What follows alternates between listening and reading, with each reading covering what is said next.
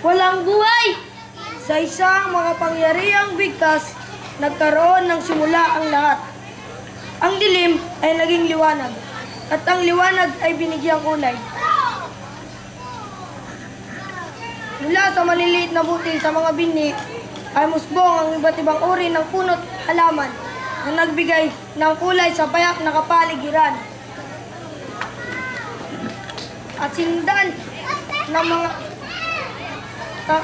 hayop na naging tagamang-alaga sa lugar na pinagpala.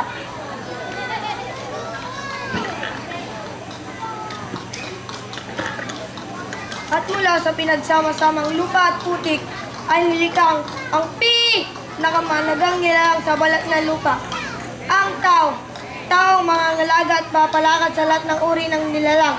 May buhay man o wala, kalikasan na siyang nagbibigay ng saganang ani upang ang tao mabuhay ng itik at sagana. Maganda ang kinalabasan ng lahat.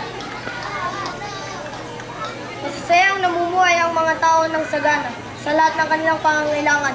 Ngunit sa nagdaang panahon, tao ay naging sakim, naging makasarili, naging gahaman, pagwasak sa kalikasan ay unting-unting simulan.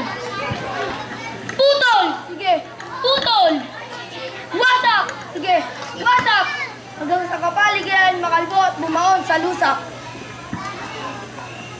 Sura kung saan-saan tinapon, ang dulot nito ay walang humpay na polusyon.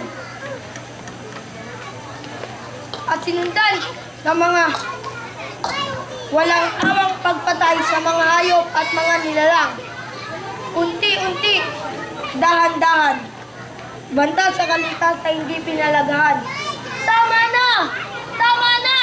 Tama na! Ah! Lumipas ang panahon, tao ay patuloy sa pagiging abusado. Kalikasan ay dahan-dahan bumangon. Naganap ng sagot. Nagiganti. Sunod-sunod na kalamidad.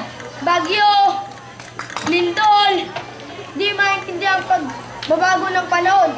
Ang dulot nito'y tagsiyot, tagutom, walang katapusang kamatayan, walang humpay na dalubyo. Saan nga ba hahantong ang kasakiman natin lahat?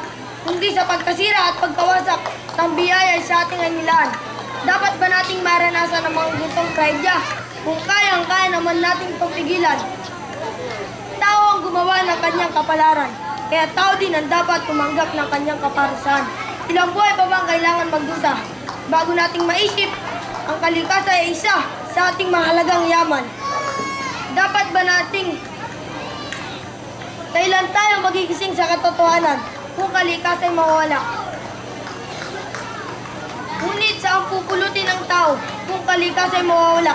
Tao! Imulat mo ang iyong mga mata. Masdan mo ang kalikasan sa sariling mga kamay. Ay winasak mo. Ito ba ang gusto mo? Ito ba? Kaya tao, pagmasdan mo ang ginawa mo. Tao at kalikasan.